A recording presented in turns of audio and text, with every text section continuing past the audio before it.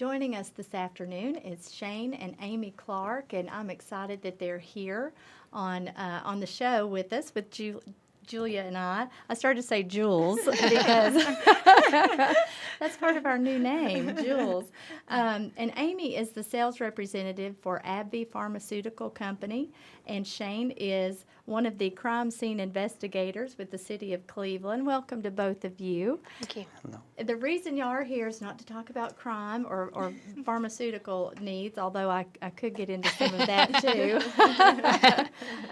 But you all are heavily involved in mission work, and you've been members of First Baptist Church for a long time. And but one of the things that you are passionate about, both of you, is SMI ministry and your mission work in Haiti.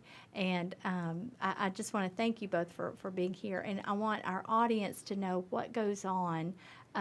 It's just a little pocket there of First Baptist that you all have just taken the mantle and open doors for others to join you in this mission work.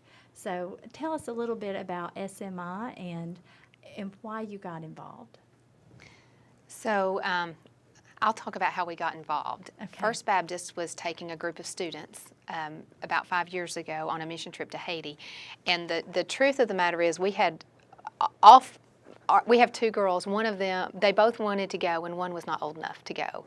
And so they would let her go if I went as a chaperone. So honestly, that's kind of how we became involved on our first trip. In my mind, I thought, okay, it's something we need to do as a family, so we decided to do it that year. And after that, we just became hooked on the country, the people, and the work that's being done there. It was something when we came home that all four of us really just could not say we were one and done. It was something we knew as a family that we were going to continue to be involved with in some way. We didn't really know how, but in some way. Okay. And Shane, how did you get involved? I mean, were you just going on that first trip because your family was going? Well, my youngest was the one that couldn't get to go unless we went, and she was pushing, and usually she can get me to do a whole lot of things. And so, you know, I've been on one foreign mission trip, and I was excited to go. I was all for it. And so that's kind of how we pushed it and went. And my youngest is probably also the one that we almost, as a church, kind of were pulling away, just kind of as a certain year program process. And we weren't going to go one year, and she decided she wanted to go, and so we kind of went and talked to some people, and they were like, sure, keep going at it. And that they kind of turned the reins over to us at that point and let us start building trips. And it was more of turning people away. Thank the Lord. We had to turn people away from going because of the large numbers. We took 35 people the first 2 years that Amy and I went as like the leaders. And that was a full house. Right. Was that great. Youth, or was that It's youth all youth and adults. Okay. Youth Youth and adults. adults. Yeah.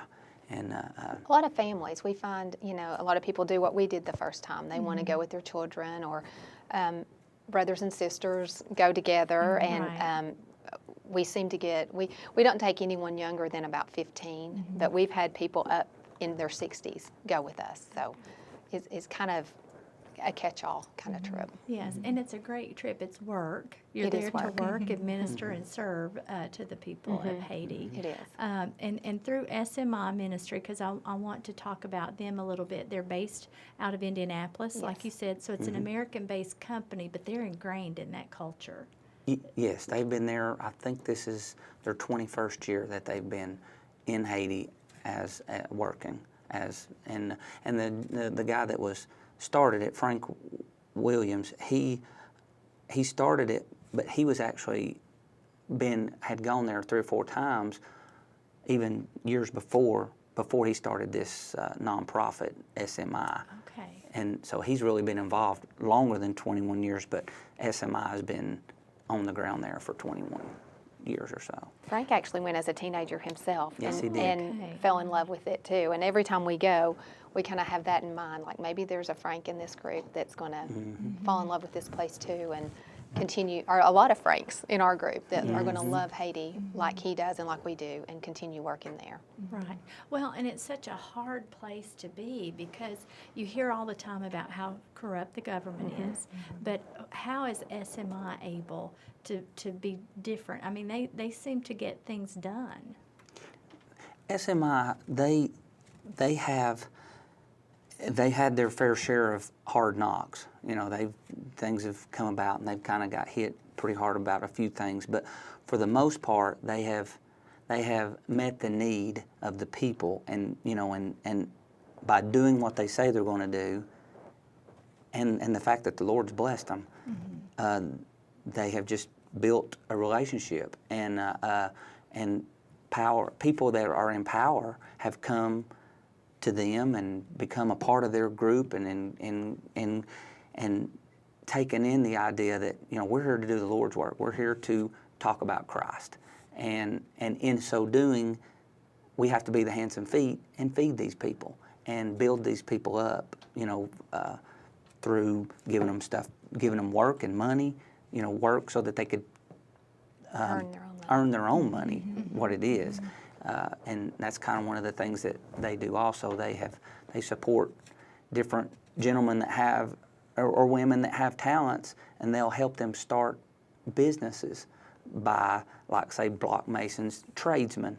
You know, they use them to do what SMI needs, but when SMI is not utilizing, they can do their own jobs, pick up their own jobs, which helps support their families, and the laborers that they actually hire too. Right. So, And because it is an American-based nonprofit organization, they've been able to avoid a lot of the government corruption.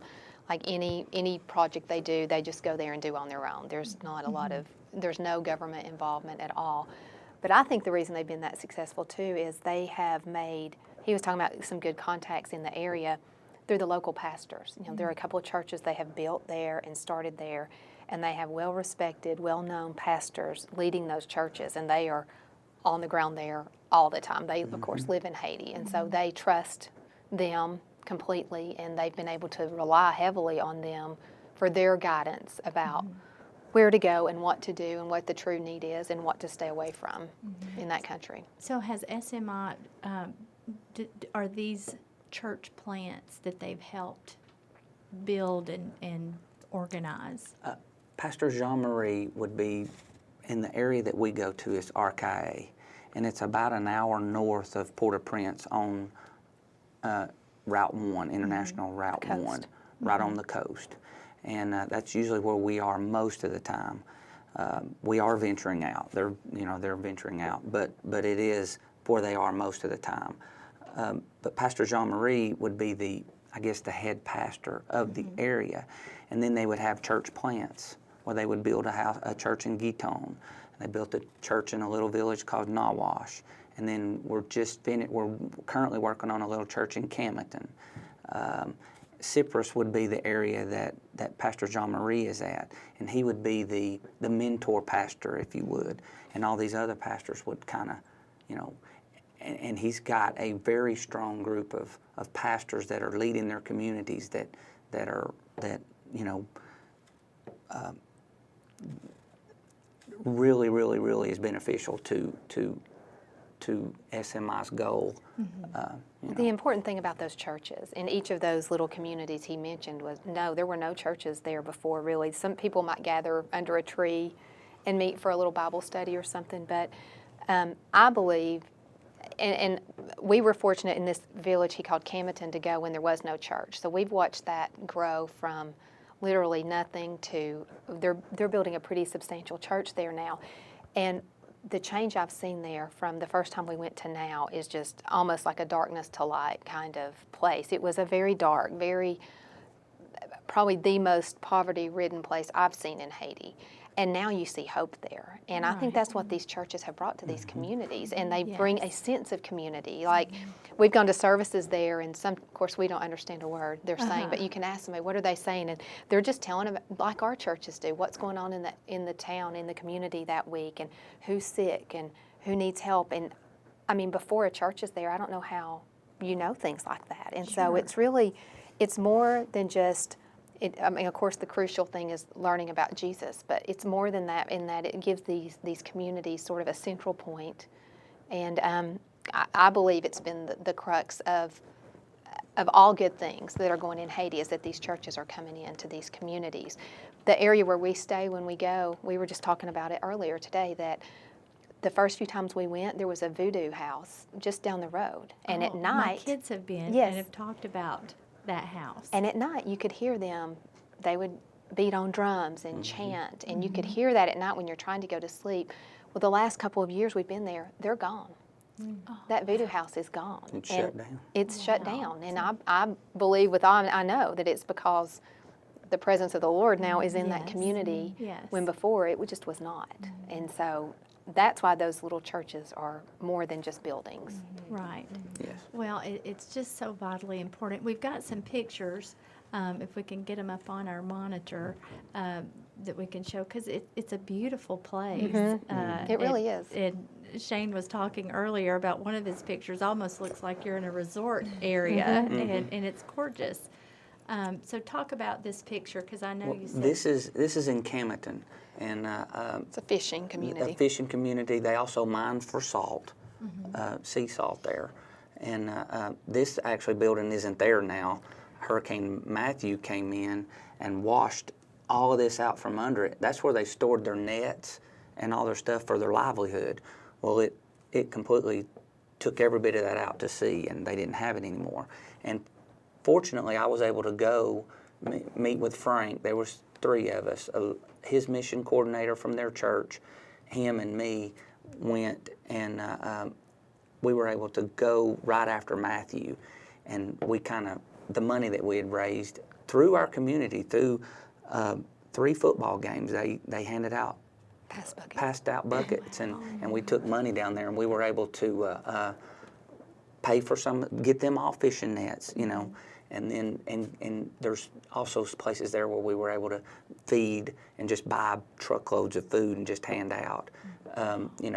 When it came through, it ruined their food. Their rice was ruined when water was waist deep in some of these places, but. And it's not a community where you can say, oh, well, my rice is gone, I'll go down to the store Sure. and buy some more, or we'll go Yes. to the local restaurant and eat until this is fixed. When you take out even their cooking utensils and their charcoal, you've taken out their ways to eat. And so it was instrumental for them to get down there and just get food distributed during Hurricane Matthew and right after. Right. I think we've got some more pictures. This is actually on the island of Loganov. Now, it's about a 45-minute boat ride from where we would be in the mission house onto the island right in the center. That to the left there is the church/school. Everything that our SMI builds usually is a school and a church. It's the one community building, and they built it. That island would say to be the poor of the poor in Haiti. I mean, some of their dreams are just to get to the main island. Get to not Haiti. to get to Haiti. Yes. I mean, that's how bad it can be there. But they actually weathered that hurricane in that building. That building was completed less than a month before the hurricane came through. And that whole community came through and was able to stay there. To the right there, you can see that ditch. Right about where I was standing to take that picture is about a 5 or 6 foot ditch that was washed in there from all the water. That's how much water was going through there. But that actually is the little cooking area. That's a kitchenette. That's where they'll cook for the students and their community stuff. Nice. But that would be Frank there with his hat backwards. He's Frank Williams. He's the president of SMI. He's the president. Okay. But, Do you have some more pictures? Let's just kind of go through these quickly. That's the original church, or one of the churches at Camerton. Was the only church at Camerton, but it's interesting. We got to be there when one year when they took a tent over there. We have a pastor that was just leading a little Bible study under a tree, and SMI had a tent they had used for a after church meal, and so while we were there, we took food over to Campton. We were just walking around, and Frank actually talked to the lady that owned this property, and he rented it just there on the spot. And they went back over to the other church, took the tent down, and moved it over here. And it was really one of the most God moments. It of was all. that I've ever seen in Haiti. That we raised that tent, and all these Haitians are just watching, not knowing, and then they just kind of stepped in and started helping. And then I wish we had the picture, but in a big circle around that tent, hand in hand, American and Haitian, they prayed over that place, and that's where their church was. But the pastor there is very frugal and ingenious, and he asked Frank, this building is actually the tent. He took it down and built it around some boards and made his little church asked there out of Frank- that tent. The tent was tearing up. You know, it'd been Yes. there, and Frank, he said, "Can I have $1,500?" And I'll tell you why. And Frank couldn't ever meet with him, so we give him the money, and he built that building, cut that tent out, and put it around it, and that's their little church. That's their now. little church. That is great. That's But the pastor over there in the green. His back's to us. Okay. And then Charlie, the guy in the orange, he's one of our translators / security guy. Okay. For SMI. He's For with us SMI. everywhere we go when we're there. Does he live in Haiti? He Yes, does. he is. Okay. Yeah, he's our buddy. That's one great thing about SMI too. Every time you go, there's probably 10, 12, maybe 15 guys and girls that work for SMI. And so we've gotten to know them well over the years. And so that's one great thing about going back time and time again. You get to see some of your regulars. And Charlie is, he's been with SMI since the very, very beginning. He was their first employee. And he's a great Christian man. It's a strong influence in that community. And he's kind of the ones at night when you're lying in bed here in America and you're worried about Hurricane Matthew. It's not just faces, it's actual people that you know Well, they and become love. like family. They are our Haitian family. Yes. We call them that. But he's a great example of why you keep going. You know. Yes, well, and I think that's so important to make those connections, and I think that's why most missionaries keep going I back do and too. doing what they do, the relationships that are there, and you just forge such deep friendships, and you want to help them succeed Yes. and make it a beautiful place. You know, you just think about how poor Haiti is and the difference in it and the Dominican Republic, and one is green and one is brown. You know, Yes. just the dryness there, but you want to bring just the blessings of the Lord to these people and let them understand and know a different way. Yeah. And other than the voodoo.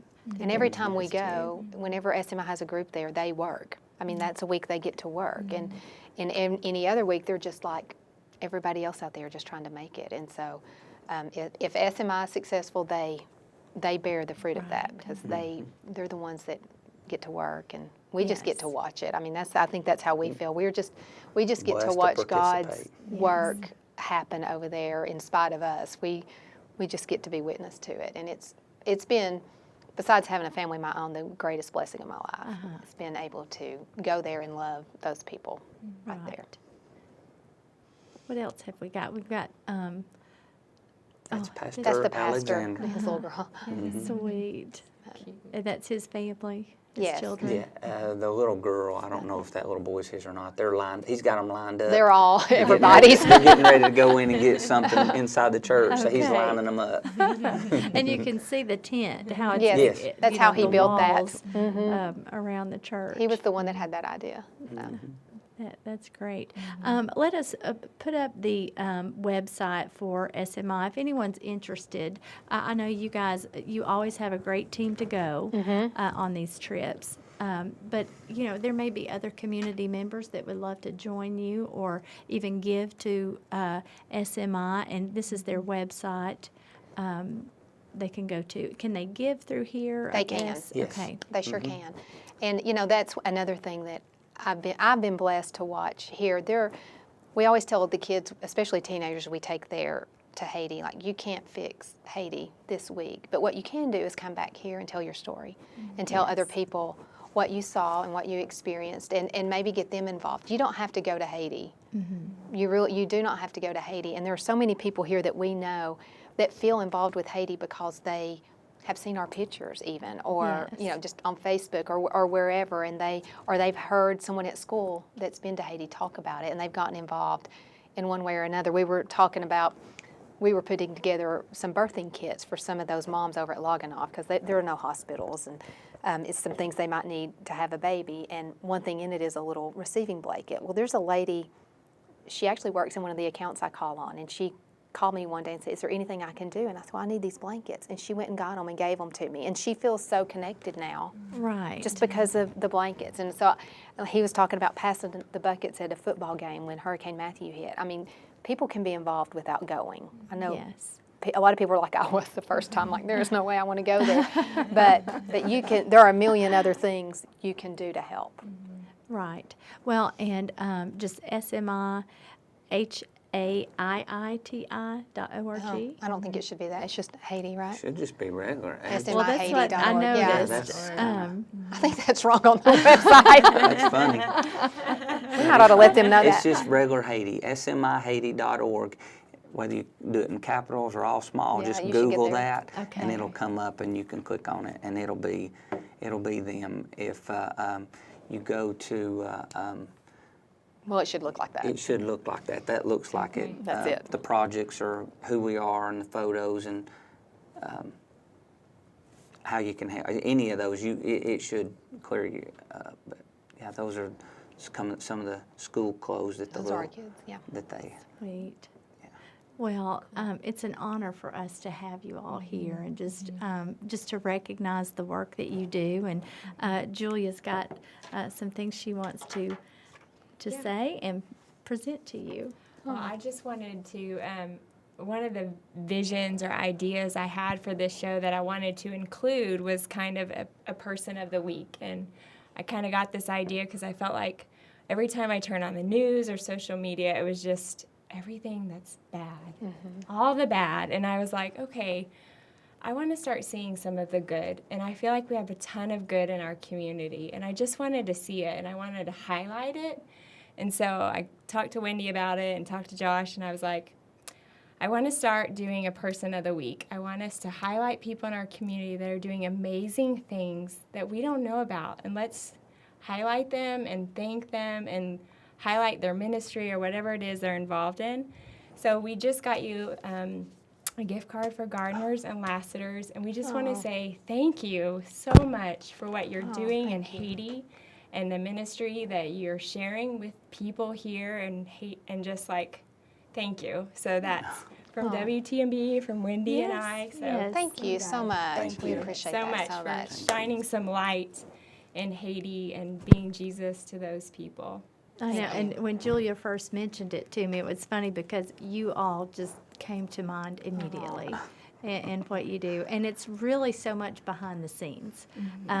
You're with First Baptist, and this started with First Baptist, but you have taken the ball and run with it and made it such a part of your lives and a ministry that you all do such a great job with. So Thank you so much. We appreciate that. Yeah, You're thank you. welcome. You're welcome. Thank you, guys. Well, our inaugural show, we had two great people here to speak in honor today, and Julia and I are excited to be a part of this, and just kind of a new thing for us to do. So we hope you will join us next time, and we'll see you later. Thank you, Shane and Amy. once Thank again. you. Guys. Thank you. Thank